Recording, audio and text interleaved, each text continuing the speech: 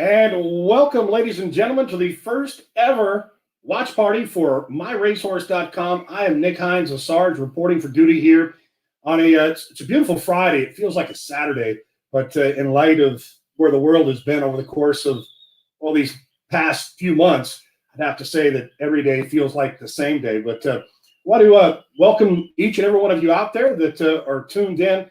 And, of course, My Racehorse, who had kicked it off a few years back. And a salute going out to Michael Behrens for making horse racing fantasy ownership become a reality. And our very, very first watch party. And, of course, as many of you out there know, today's a big day. Why? Not only the return of racing out there in Arcadia, California, at the great race place at Santa Anita, of course, big Showdown. Big Mel making his big debut today for your Hall of Fame trainer, Bob Baffert. And, of course, on the other side of the coin, Lane Way, who's locked horns with some very tough customers, and Nate Dahl, Charlatan, combined 7 for 7 on the top of the Kentucky Derby leaderboard. Well, Lane Way is going to get his chance today, and we'll add the blinkers for another Hall of Fame trainer in Richard Mandela, drawn to the outside. Both horses obviously have been tabbed on the morning line. The primary foe looks to be American Code. American Code coming in for your Hall of Fame trainer, Bob Baffert, with a one-race experience. And I want to welcome in Hannah out there, and, of course, part of the My Racehorse team. And I want to welcome in all of those folks out there that are part of this live broadcast, and hopefully an opportunity to interact and put up some questions. Hannah, how's your afternoon going this time? I'm so excited to be here, by the way. I work as the social media manager for My Racehorse, so I'm who you're dealing with most days if you're asking questions. Howdy from Austin, says Cheryl. So excited. Let's see, do we have any questions yet? Big salute going out to Robert Bradley. And Robert's been a long-time horse racing fan. He's out at Clocker's Corner. He's a staple out at Santa Anita. Darcy Clark. I feel like there's just a lot of cheerleaders out there, which is great. But Hannah, I think you could probably expound a little bit on this, though, is the competition, because you've got shareholders in Lane Way, You've got shareholders in Big Mel, you've got 2,300 owners that are involved in ownership in these horses. Obviously, it's bragging rights. Definitely. Today, even especially just the kind of rivalry, the Lane Way versus Big Mel, it's been super exciting all day, seeing on Twitter, Facebook, Instagram. It's such a community, the My Racers community, and like you said, the rivalry has just been really exciting, and it'll be really interesting to see who can get it done today. Well, obviously, it was originally scheduled to be a 12-horse field on the card, scratched there with the Mike Pipey, a contender, now a field of 11. And as I was suggesting, the fact that American Code has been dispatched the 5-2 morning line favorite, both Lane Way, Big Mel, Spendthrift, of course, teaming up with My Racehorse, and a salute going out to Mr. B. Wayne Hughes. We'll get into the incentives here in a little bit in reference to what Mr. Hughes has offered up, which is unprecedented in the game. All right, I see Brian Westria. He says an exacta box is that easy. He's not going one over the other. He's just putting up a box for both. All right, 1-2 punch. I can't blame him. Absolutely. A lot of these, have a share in both of them, so they're it's hard to pick one or the other, which I can imagine. Well, obviously, you've had an opportunity, Hannah, in reference to both horses. We know what Bob Baffert's capable of with a first-time starter, but the fact that Lane Way goes back to the sprint game with the addition of blinkers, you'd have to say his chances, if you're going to get 5-1, 4-1 in Lane Way, that might not be a bad gamble in itself. Yeah, exactly. And, he's experienced. He knows what it's like to run in a race, whereas that's the difference between him and Big Mel. Big Mel's a first-time starter, so that's where he has a little bit of an advantage over his not stable mate, but other mate. Experience always helps in that regard. Robert Flan, he says, I'm new to this. I have 1 share on Lane Way. Should I buy more shares to make money? What are your thoughts on that, Hannah? I'd say yes. Coming from My Racehorse, social media experience. It's definitely such a great community. It's super fun. Of course, right now we're not able to go to the races, but that's such a big part of the My Racehorse, I think, experience, is getting to go to the backside and go meet with the horses, and just the owner experience overall is great. So yes, I think yes. So Robert, again, exactly, and hopefully you'll get off with a winning start in owning an ownership share in Lane Way. But it is truly about the experience. And David Wood shares in both. Can't lose, my friend. And David, looks like you're an avid hunter. So game hunting, of course, in the thoroughbred racing industry as well. All right, Hannah, as the questions continue to roll in, I want to welcome in a longtime friend of mine. Of course, he came on board a little over a year and a half ago with my racehorse, and his name is Joe Moran. Joe Moran, of course, many of you remember, he's been part of the concierge aspect of it, but he is the racing manager for MyRacehorse.com across the board from coast to coast. Joe, good afternoon. Nick, thanks for having me. It's always a pleasure with you. And Hannah, nice to see you as well. Hello. Yeah, I think it's a wonderful thing that we have the opportunity to interact with the fans. To see Courtney, she says this is a great community. What an awesome opportunity, and indeed it is, and it truly is the acknowledgement of you being an owner. I had this conversation yesterday, and Joe, Hannah, you can touch on this, but this conversation I had with Michael Behrens, obviously our boss, and the one that came up with this grand idea. In light of the world where it's at today, the fact that you have an opportunity to own part of a sports franchise that you can be part of, you can watch, and when the tracks are open, you can actually go and interact and actually involve yourself with the athlete. There's nothing like it. I agree. Yeah, I agree. And I'm just going to say hi to Christine, who gave me a little shout out right there first. And Christine's come to a lot of our events, so she can attest to this. But, that's the biggest thing. And these owners really feel involved. And I've talked to so many owners over the months, and now almost 2 years, I think I've been a part. Just coming up this summer will be 2 years. So it's crazy how fast time has went. And, these owners get to be a part of coming to the barn, just knowing simple things of how their horse worked in the morning. It's little things like that owners really appreciate and feel part of being truly an owner. And then when they get to come out on board on race day, there's nothing else like it. My dad taught me that as a young kid. There's nothing like seeing your horse coming down the stretch first, and being an owner in that sense. There's nothing beats it. Melissa Cantor, she messaged in, will you play the race live here? Absolutely. This is, after all, the My Racehorse watch party, and the first of hopefully many. And that's the beauty of it. I want to thank, of course, our comrades out at Santa Anita, Nate Newby in particular, and Aiden, who has made this opportunity a possibility, because not only are you going to be involved in the watch party here, but you can watch your horse that you own and you're a part of on the watch party. I think that's phenomenal. Hannah, I know the questions have been rolling through. Yes. So we're going out to Amy Klein. I'm new to my racehorse and have 6 in my stable, including Lane Way. So she must be like really 4 bundle at this point. If she's got 6, that's incredible.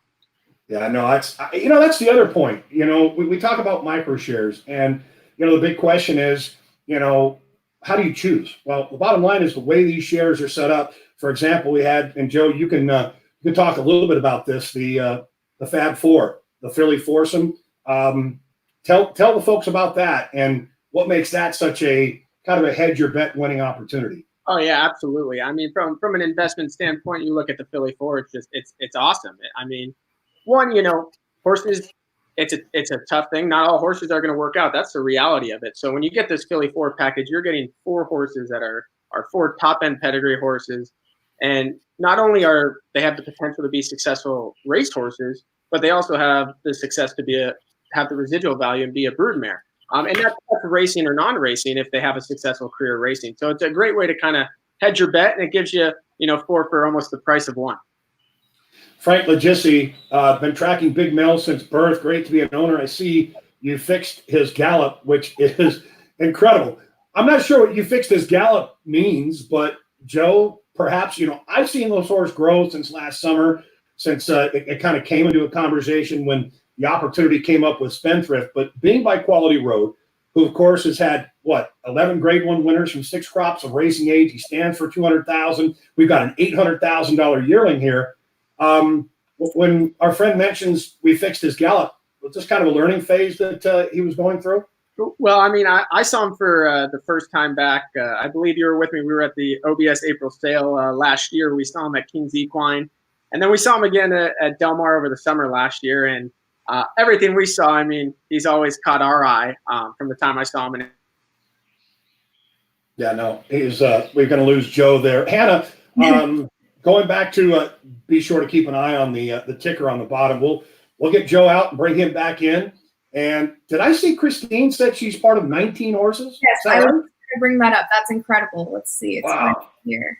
Amazing. 19. Right. She deserves. No, there it is right there. She's an addict. Look, as a former trainer, and as many of you know, I trained for 14 years here in Southern California as a bloodstock agent, as a horse owner, racing manager.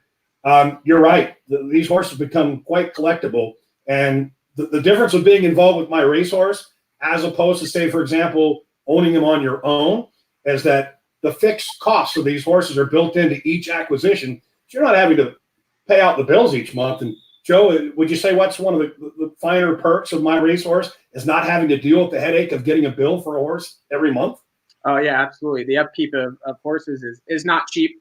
And, that's one of the most common questions I get over the phone, is there ongoing bills? And when people hear that, it's definitely relaxing for them, and you get to really enjoy the experience a lot more. So I definitely say that's a big part of our concept. I saw this question come up, when will you offer more racehorses? And actually, within the last day or so, we released Deep Cover and Mo Mischief. So I wanted to bring those two horses up. They're going to be based on the New York circuit, and both with Todd Pletcher. Really exciting. So I'd say if anyone hasn't seen those offerings yet, they're brand new, and you can check them out on MyRacehorse.com. Yeah, no, again, two horses that were recently acquisition out of the OBS March and Training Sale, and Deep Cover, a New York bred by Mission Impossible. Joe, tell us a little bit about the Into Mischief, Mo Mischief, and his family, and what the expectations are there. Oh, well, he kind of caught our eyes right from the beginning. He seemed to be one that was going to be precocious. He did everything right and had a great mind for us that caught all of our attentions. Into Mischief, I think, speaks for himself. They seem to just do everything. They'll run on the turf, the dirt, they'll sprint, they'll route. So it's hard to go wrong with Into Mischief, and he stands at Spendthrift Farm. So we're big supporters of Into Mischief, and we hope he's going to pan out to what we think he can be. Hoorah! Absolutely, Hannah.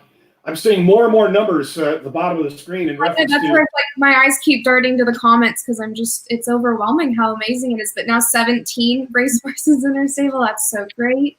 Someone just put up got my first yesterday with Mo Mischief. So another Into Mischief that we have being offered that Joe was just talking about. It's amazing. 12. It's pretty cool. 12 shares, Carol. And can you pull the other message that just came in prior to that? I think that was Dave, was it, who bought into, I think, Mo Mischief yesterday? I think it was Dave.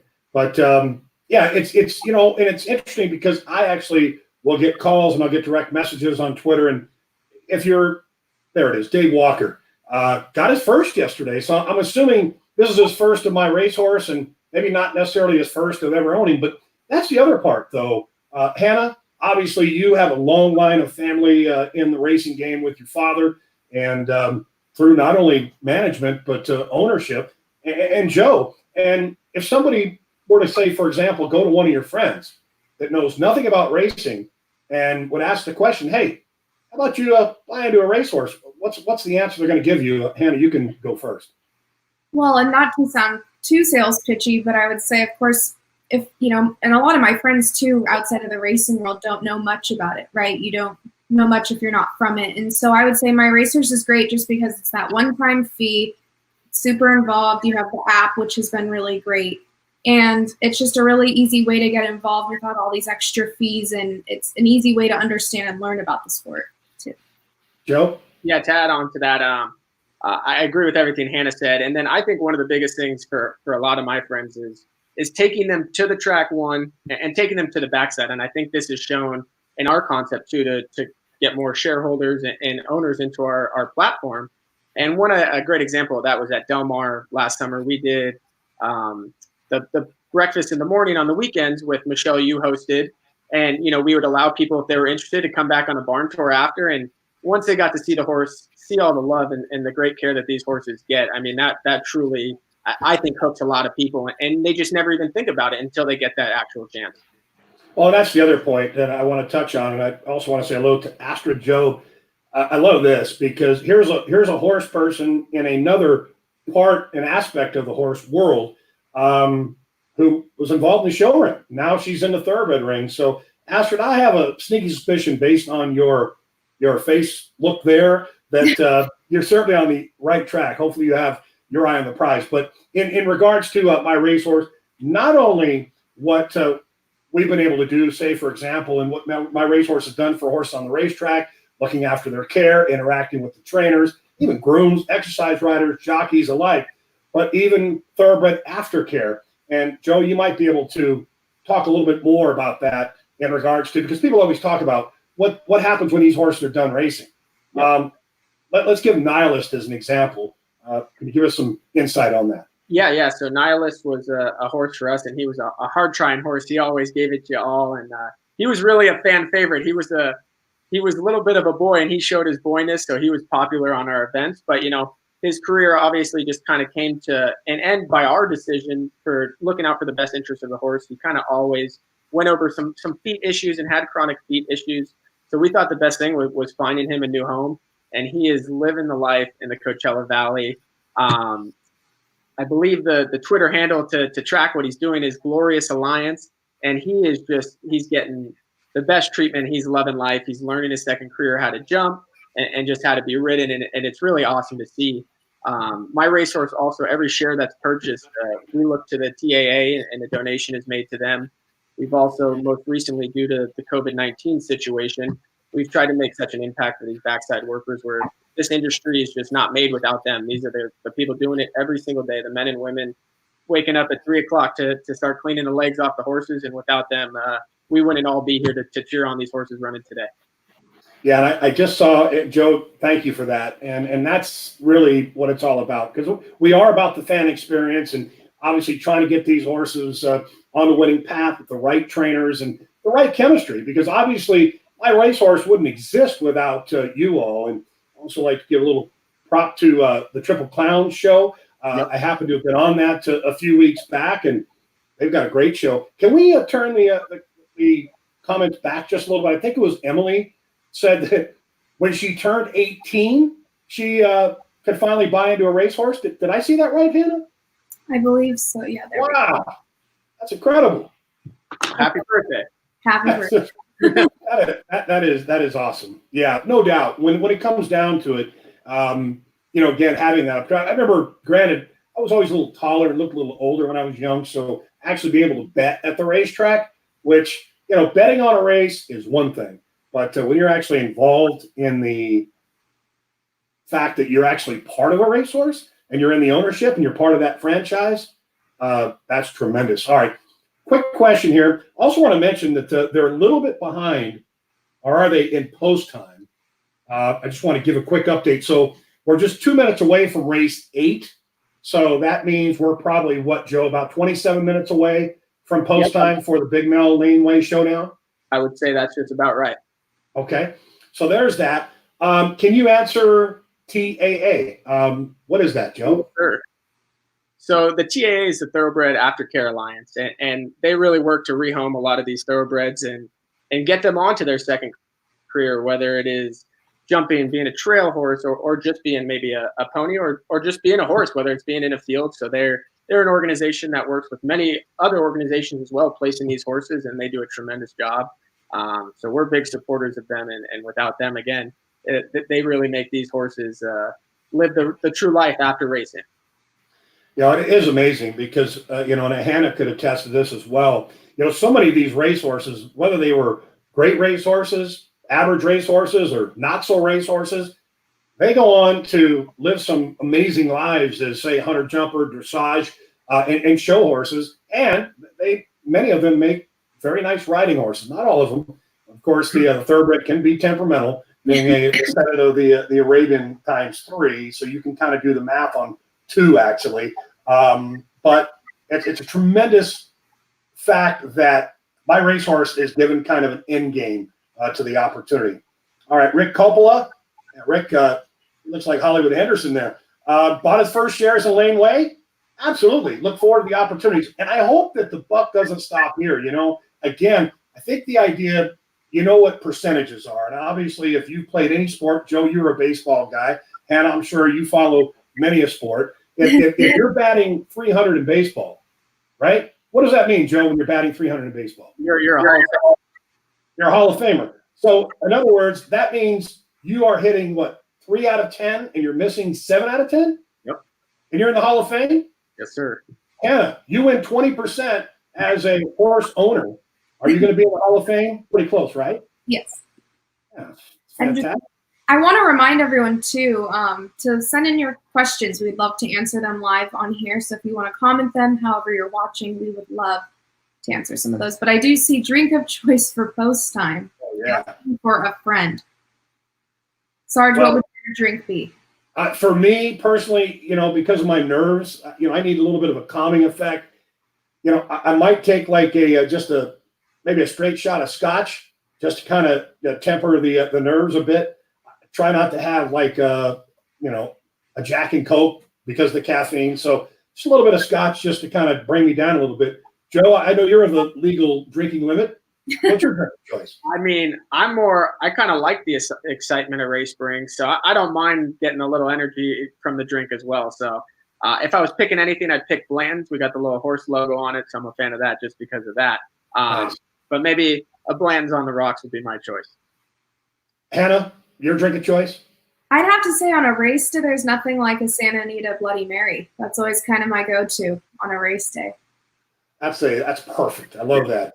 Just a reminder, for those folks that are tuning into the watch party, I'm sure many of you may be tuning in via social media, whether it be Twitter, Facebook, www.myracehorse.com, and browse the stable.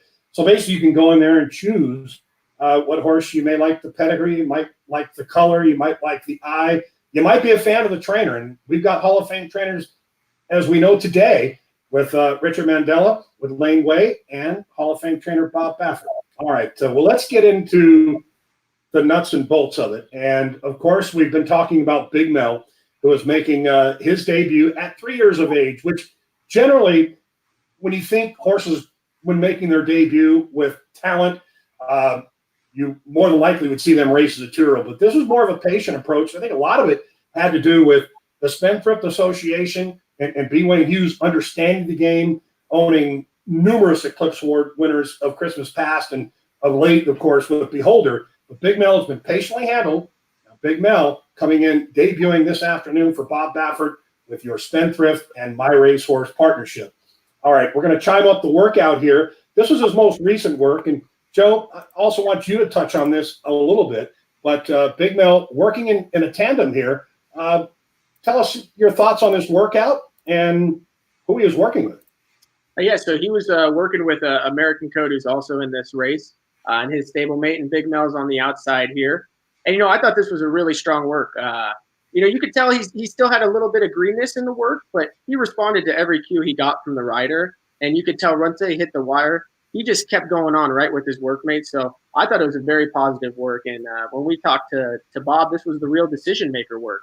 And if he wasn't happy with it, he wouldn't have been in this spot. So Bob, he knows when they're ready, and this was the spot for him.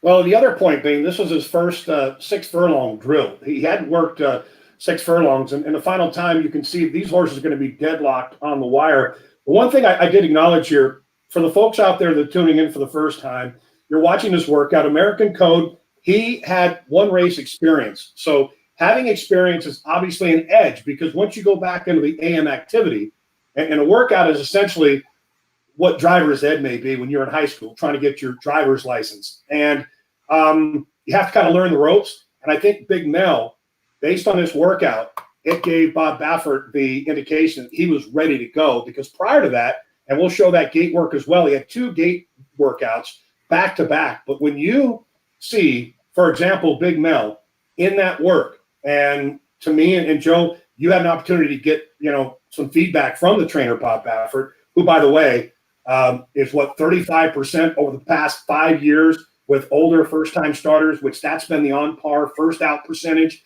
with horses that's dating back to 2018. First-timers that include Nadal, Charlatan, Improbable, 1,000 Words, all graded stakes performers. We can only hope that Big Mel is going to be one of them. But tell us what Bob had to say post-work about that drill with American Code, which gave him the go-ahead to run today. Yeah, well, I mean, that was the biggest key to that work was was mainly one, his fitness and just making sure that he was mentally there, ready to run. And he gave Bob all the indications that he was ready. When we talked to him the day of the work, he just wanted to make sure that he came out of the work in good order, most importantly. And that led to the ultimate decision of running in this spot today. All right, so we're going to go back to the workout on the 3rd with much more halo. Big Mel, as you can see, outbroke his workmate and then kind of allowed him to come in and just essentially sit off of that horse. But one thing you'll note here is that Big Mel was much more keen than he was in the work we saw prior, in which he worked with American Code, which tells me, as a former trainer, that he's learning. And that's one thing that I think, Joe, you can attest to as we actually put our hands on Big Mel, along with obviously our representative, Joe Mishack, Michael Behrens. The first time we met Big Mel, what did we say? There's a chance of upside and potentially this horse is going to grow into somebody. And if you look at this workout here, when he's finally given the go sign, he actually makes a couple of different moves here. And I think there's going to be a lot of opportunity for this horse on any given surface. I mean, Quality Road, first thing that comes to mind, granted, he's had Grade 1 stakes winners, City of Light and Roadster trained by Bob Baffert, but this horse has a move. And he gave you two different perspectives here. This is the work two-back on the 3rd of May, and he was clearly best. Do we know much about his workmate, Joe? Much more halo? Yeah, much more halo. I believe he's still a maiden. He actually ran against one of our other horses, Tis a Magician, when Tis a Magician, I believe, broke his maiden. So we've seen him in the past. He ran, I believe, second as well on the turf first time out. So he's kind of done it all. And yeah, I mean, I thought this was a real impressive work from Big Mel. And it really showed his speed from the gate. That's one thing Bob has always told us is this horse is fast. And to kind of touch on your other point you made was about Quality Road. Bob always said that Quality Roads are a little bit of later developing horses. He's had the experience with Roadster, Abel Tasman, had success with them. So he sure knows them well, and I think we'll be ready to go today. I also wanted to touch on the fact that the pundits, the workout pundits, namely Andy Harrington, who puts out a report here in Southern California. Joe, I know you had an opportunity to look at those workouts. Who stands out? Yeah, Big Mel was the standout there. I mean, even with American Code right there, it looks like he gave the nod to Big Mel. So, I mean, he seems to be the one they're talking about on the workout tab. All right, so we're about 26 minutes to post time here, and looking at the opening odds, wouldn't you know it, Big Mel is 6-5 at the current moment, and Lane Way is your second choice at 2-1, American Code 3-1, and we'll get into the handicapping aspect of it, and we're obviously going to go to the paddock so you have an opportunity to see the horses there, and listening in to the simulcast feed on what our friends Michelle Yu has to say. All right, let's take a look at Lane Way. Obviously, Big Mel being a first-timer has gotten a lot of the buzz, as mentioned, not only by this trainer, but let's go back to that debut of Lane Way. Now, he's had a total of 3 career races, and this debut, right away, you're going to note a horse that's won this race, who is going pinpoint. He is your favorite right now for the Kentucky Derby, the first Saturday in September. So, Joe, as we go back and we take a look at the debut, and we'll talk about sheet numbers, speed figures, so to speak. What was your take on this debut? And obviously, we were all excited based on how well he performed and knowing how high Bob was on Nadal. Yeah, I mean, this is a really impressive race, in my opinion. One, Richard Mandela, first time out, he never has been known to really crank the screws and use a race to get them going. And I think we saw a lot of this today. He made this real early move kind of coming right about here. And he climbed out a little bit late, and he ran against a tough customer in Nadal, so there was no disrespect there. But I thought this first race was very impressive. Touching back on Andy Harrington, I was here this day. I remember Harrington's report. He had all very solid work on Lane Way coming into this race, so he was always showing it in the moment that he had it. Well, the one thing you can admire about the fact that he stayed on quite nicely here, and, you know, I had an opportunity when Lane Way was actually a 2-year-old in training at March. Once again, this was back in 2019.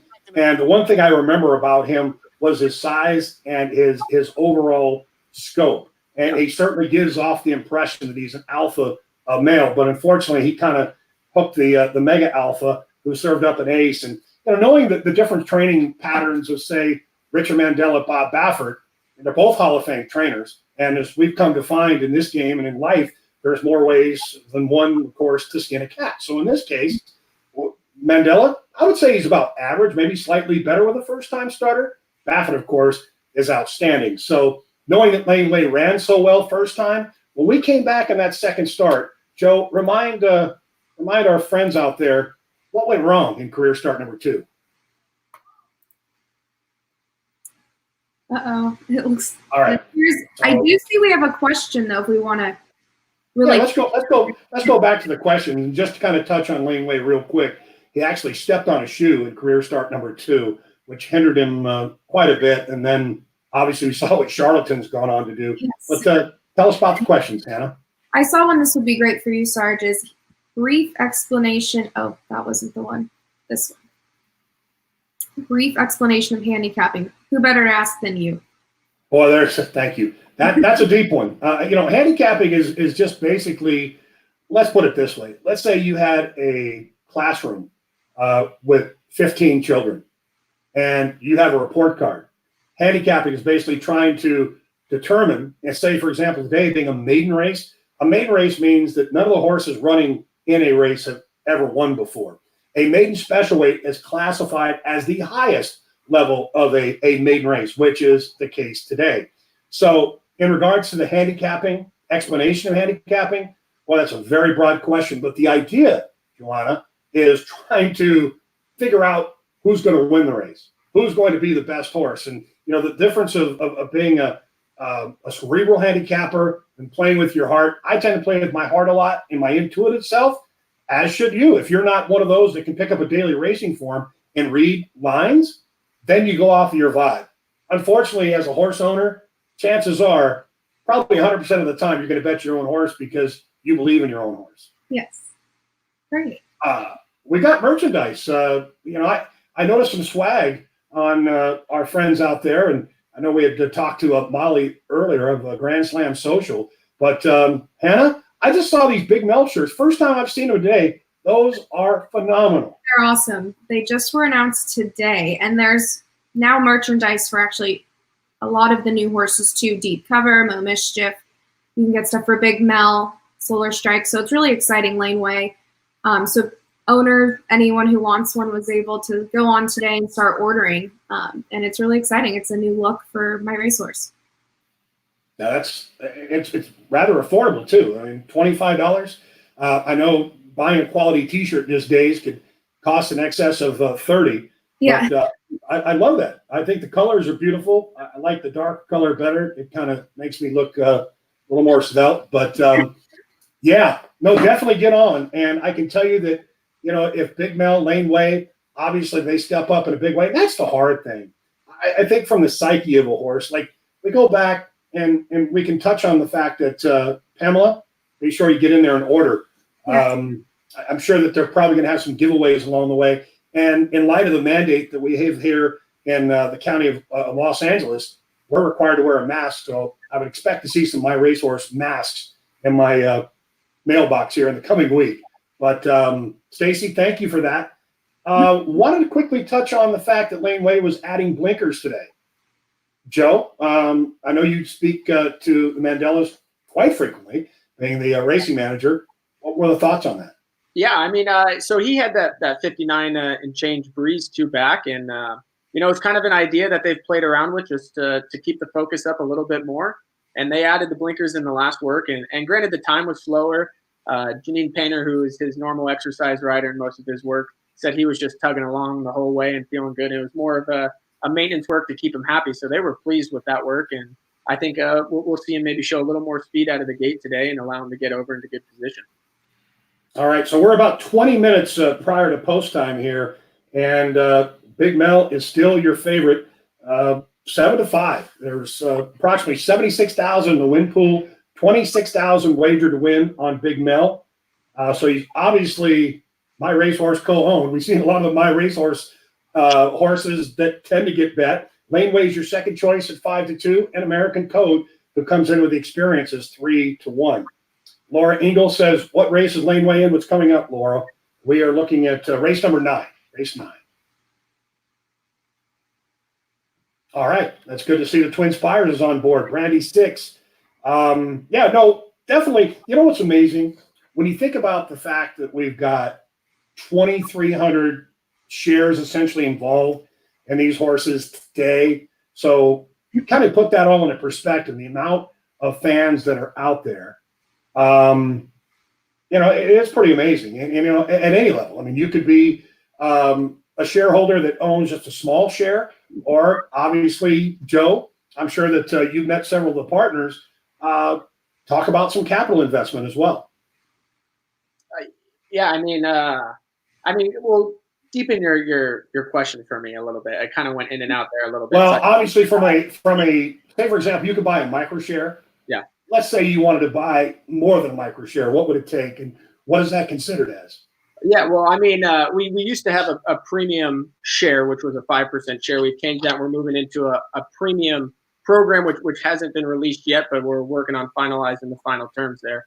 But you really can buy into as much as little or as big as you want there. So as long as there's shares remaining in the horse, you can buy max or minimum of the shares. The one thing that really what we preach is whether you buy 1 shares or 100 shares, we're going to honor your ownership. You're going to still get the same privileges of going to the barn, getting in the paddock, winner circle, and all things like that.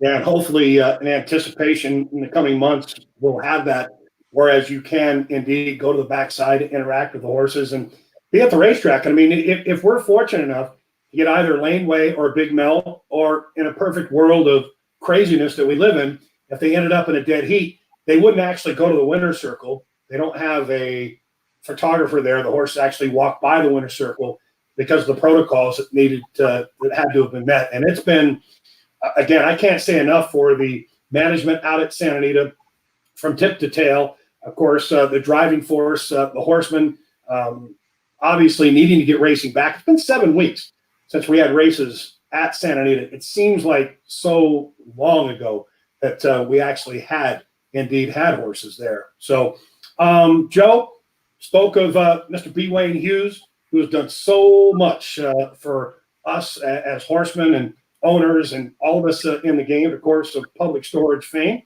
Tell us about that bonus, that incentivized opportunity that he gave for the MyRacehorse owner. Yeah, what an awesome incentive. So the $6 million bonus is designed for our colts that have standout pedigrees and possess a lot of athletic ability that we think have the potential to really become that stallion maker as an investment. So, the big rewards and dividends aren't in winning races like today as the maiden race. And when you're investing in a horse with the price of $800,000 on his name, you're looking much more down the road at the big picture and big races. So, it's a tall task for most horses to win a grade 1. But if we're able to do it, you're going to get that almost even instant gratification too. You're not even going to have to wait till the horse's career is over. No. Cutting out. No, that's great. I think it's a wonderful opportunity. And again, a salute going out to B. Wayne Hughes to make that a possibility. So that's the other point of this. And you have a perk of owning a horse. You're involved in a sports franchise. And at the end of the day, if your horse wins a grade 1, you get a $6 million bonus. That's a pretty outstanding once-in-a-lifetime opportunity. All right, so we are sitting at approximately, how many minutes do we have to post time here? It looks as if we've got 15 minutes? All right, on that note, we're going to head out to Santa Anita, Arcadia, California, the great race place.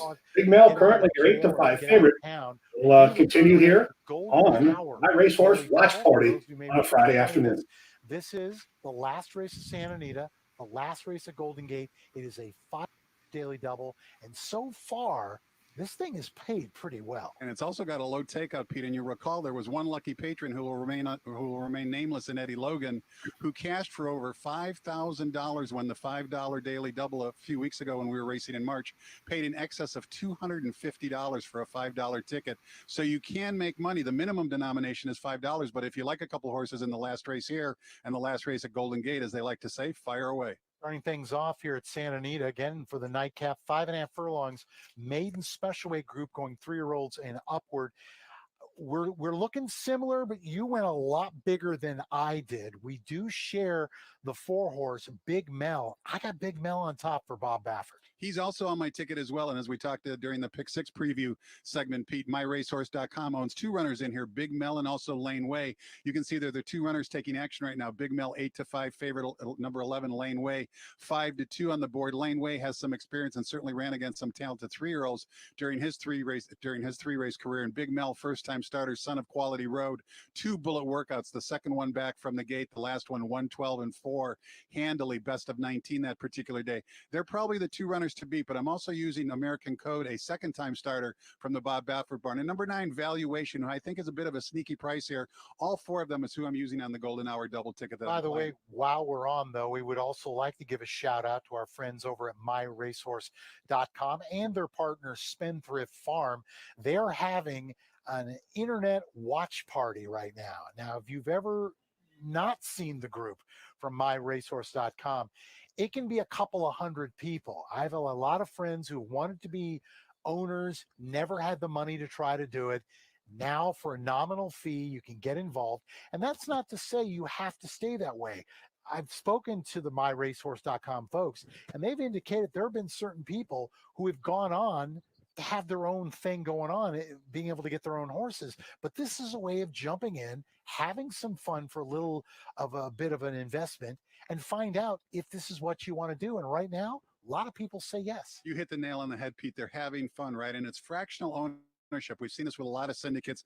MyRacehorse.com is the latest one. And what's interesting about their concept is you can buy in for as little as you want, and basically whatever you invest is your fractional ownership of the horse. So like you said, it's going to be a big Zoom party online, people from all around the country. And of course, they're excited because these 2 3-year-olds that they have in this race, if they have some potential and they win this race, the sky's the limit in terms of what the rest of the year holds for them. Big Mel is an $800,000 purchase. The 11-horse Lane Way, $550,000. Not too bad when you got Bob Baffert and Richard Mandel as your trainers. Exactly right. They know what to do with talented 3-year-olds. It's only 5.5 furlongs of the distance, so you got to be quick. But I think most of the runners on my ticket tend to kind of have a little bit of quickness in their pedigree, a little bit of quickness in their running lines as well. But as we talked about during the Pick 6 segment, Pete, I thought this was the most difficult race on the card. Second leg, of course, from Golden Gate. That'll be race 10, 6 furlongs, maiden claim in 12.5. I'm going with the 5, Mr. Nasty. You also are. And then we both include one. You go with the 8, Northern Quest, and I take the 6, Jamison. Not the easiest of races, but I think this is a hittable double. Jamison adds blinkers for Bob Hess and certainly has some chances up to this point. 7 lifetime starts with 2 seconds. But like you, Pete, I think the runner to beat over at Golden Gate is number 5, Mr. Nasty, taking a big drop down in class, invading from Southern California and putting the blinkers on. Also, number 8, Northern Quest, intrigued me a little bit. Not a bad first-time effort, first time out. Bit off slow, awkward, widest rally. Ran a good third that day. Same jock comes back to ride 8-1 on the morning line. Maybe go price shopping if Mr. Nasty can't get the job done. Reed France, the trainer, 17% in 2020. As you mentioned, the blinkers go on. Billy Anton George has done very, very well with this angle. Good luck to all of you who are in that golden hour late daily double. As far as the 3 people who have their, let's hope, shot at the Rainbow Pick 6, can you make a case for several here? The 1-horse, Go Boldly, 12-1 on the line, 50-1, huge overlay for Andrew Lerner. Not a great post position for his debut starter, but the works say it's possible. And a program change that was announced before the beginning of the card. Go Boldly, a first-time starter, does run with Lasix today. Edwin Maldonado in the saddle. You got to believe send is the instruction breaking from the rail. Edwin Maldonado, the right jock to put this horse on the lead. Canadian Luck, the 2 for Jim Cassidy, 10-1 in the debut. Canadian Luck, actually, of the 3 runners that are alive for the only ticket in the Pick 6, is the one that intrigues me most. Had a very troubled trip last time back in June here at Santa Anita. Certainly has a right to improve. James Cassidy doesn't do that all that well with layoff horses, but he does attract his go-to rider, Victor Espinoza, in the saddle. The 3rd horse, number 12, Candy Fury from the Victor Garcia barn. Again, not without a chance, draws a comfortable outside post. That is going to do it for us, ladies and gentlemen. We're so glad wherever you are around the country watching us. We look forward to hopefully bringing you another big show tomorrow. We encourage you to be with us. For everyone here at the Strana Group, thank you so much. Good luck to the 3 of you still alive in the Rainbow Pick 6, and good luck to those of you playing the Golden Hour Double. For Tom Quigley, for Michelle Yu, I'm Peter Lurie. Have yourself a wonderful evening. Good luck in the 9th and final.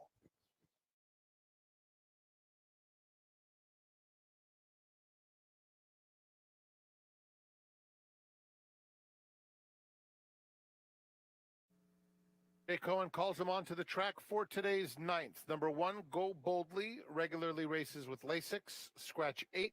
Jockey on number 10, Twirling Derby, is Eswan Flores. There are 3 horses that would trigger the single ticket jackpot payoff in the Rainbow Pick 6.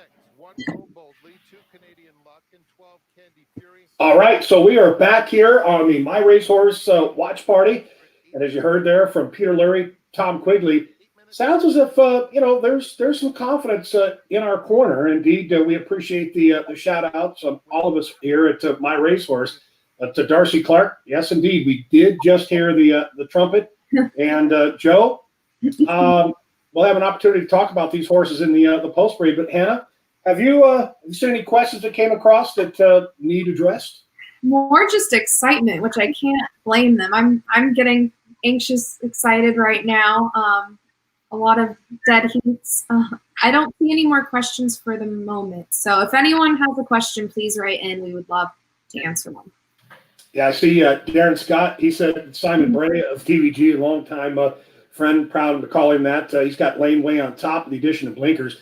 A move that Richard Mandela has done quite well with. We take a look at the post parade, the pick 6, and essentially the pick 6 will pay out to the 1, 2, or 12.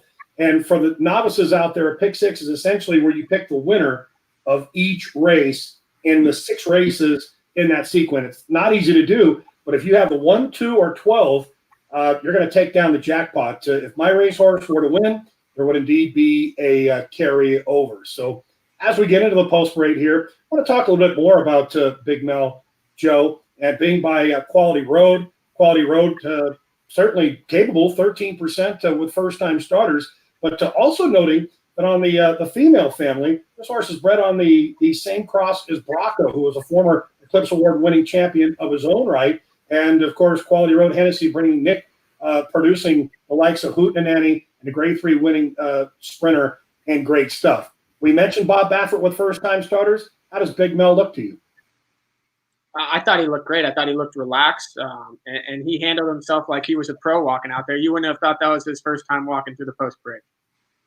As we take a look at the 6, who makes a favorable impression, and not surprising, American Code, the horse to beat. I'll be curious to see what goes on with the start, because we're going 5.5 furlongs. Big Mel, obviously, I think he's very much up to the task, getting 5.5 and then some. But the fact that American Code cuts back from 6.5 furlongs to 5.5, as a handicapper, I'm not generally a big fan. And just to kind of put it in context for folks out there, say, for example, a mile is 8 furlongs. So essentially, we're going just less than 3/4 of a mile today.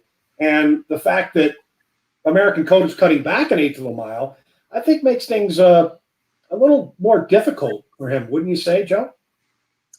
Yeah, I agree with you. I mean, on the other side, you can look at, getting that experience in that half furlong race, the fitness under him. So that's going to be a benefit. All right. Hannah's got the hotline going on there. They're probably just trying to get a phone, or they're trying to phone a friend to get their bet down. I did see one question that came along that it asked if we can actually bet. There's a look at Lane Way. And I have to tell you, in from my perspective, physically, boy, he looks strong out there. And the addition of blinkers, I like the fact that he's not too keen. When you look at the odds, they're starting to drift a little bit now on Big Mel, and my anticipation was that American Code would likely go favored. But in looking at the odds on Lane Way here at 5-2, for me, from a value perspective and the experience, if he were to have a coming out party, today needs to be it in my eyes. I think he's a horse that'll go further. I know we've had sidebar conversation in reference to Lane Way, Joe, in regards to the potential of running him on turf. The one thing you can say about the spendthrift stallion, Into Mischief, who's had a tremendous career at stud, and he's evolved from, a $5,000 stallion. What does he stand for today, Joe? 175,000, if I'm not mistaken. I'm pretty sure I'm right. Wow, that is incredible. And of course, we talked about Quality Road, who stands for 200,000. And when you think about Into Mischief, his numbers are solid across the board.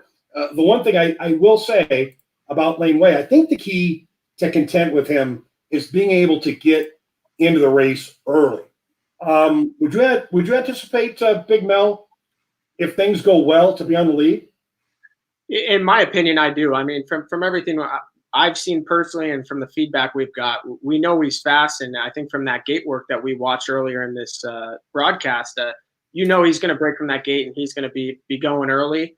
So I think for Lane Way, I think he has enough speed as well to break sharply and be able to get over from where he's breaking now the 10 post with the scratch of number 8.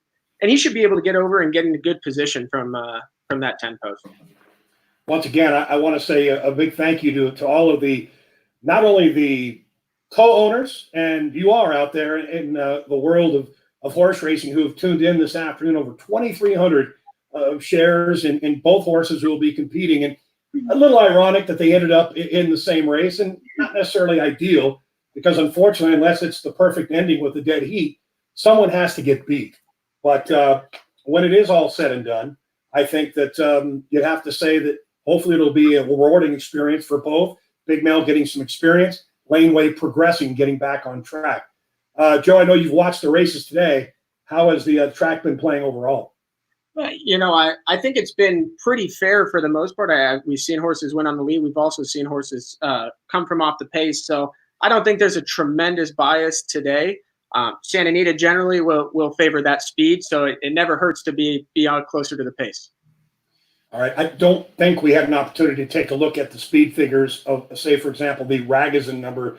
But as we go back to when Lane Way debuted, he ran the fastest sheet number in the field, meaning he ran the fastest and got the best report card number. Again, had an excuse in career start number 2 where he stepped on his shoe and then went a route of ground last out.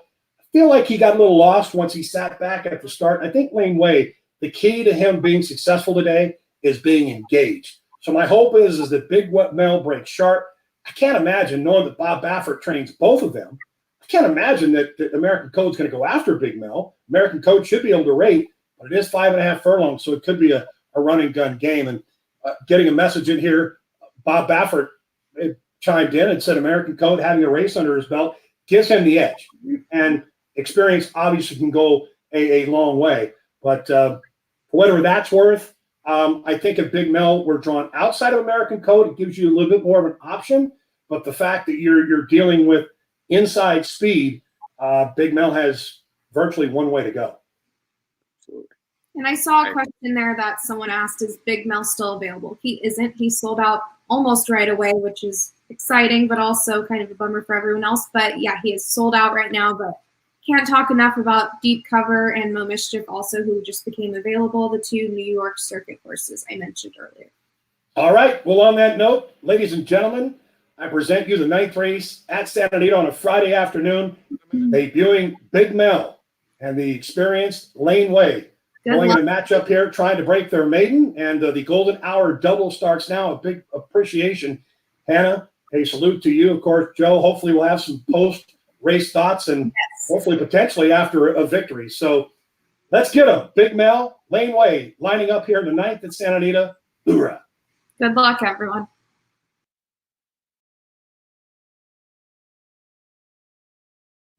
It's post time. They're moving in for the 9th.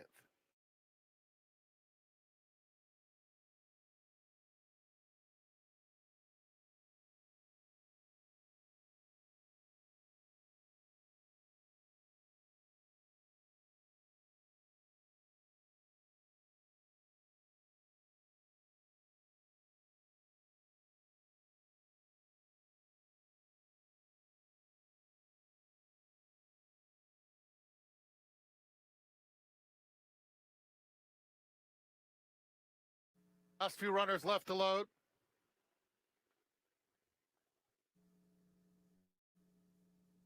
Lane Way goes in, carrying the colors of MyRacehorse.com, the partners, over 2,200 of them. We would have loved to have a great percentage of you out here, as we always did. Good luck with Big Mel and Lane Way to the MyRacehorse.com group with those micro shares. Here's valuation going into the gate.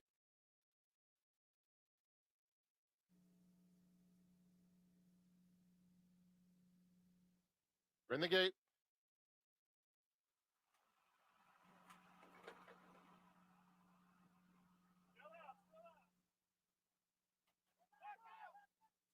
And They're off. Big Mel comes out running very quickly. Candy Fury on the far outside. And now there goes Ray Ray, and Ray Ray is up to take the lead. Lane Way now moves into second. Twirling Derby is racing in between horses. Candy Fury is 4 wide. Then comes American Code, fifth, 4 lengths off the lead past the half-mile pole. Big Mel is next, 1.5 lengths to Kana. That group is followed by Go Boldly. Canadian Luck is trying to move up in between horses, and Newell 3 wide and last. They're midway on the far turn. The lead belongs to Ray Ray narrowly. Lane Way is up alongside second. Kana is moving up nicely on the outside of Candy Fury to take third. American Code is following Kana. They're at the top of the stretch. Lane Way on the outside. Ray Ray battles back bravely. 1.5 lengths to Kana, who's still bearing down on the top two. Kana on the outside at the rail. Ray Ray and Lane Way in between them. Kana takes command late under Mike Smith, and it will be Kana wrapped up for a comfortable 3-length victory. Photo for second, Ray Ray on the inside of Lane Way. Then it was American Code and Big Mel to complete the super high five.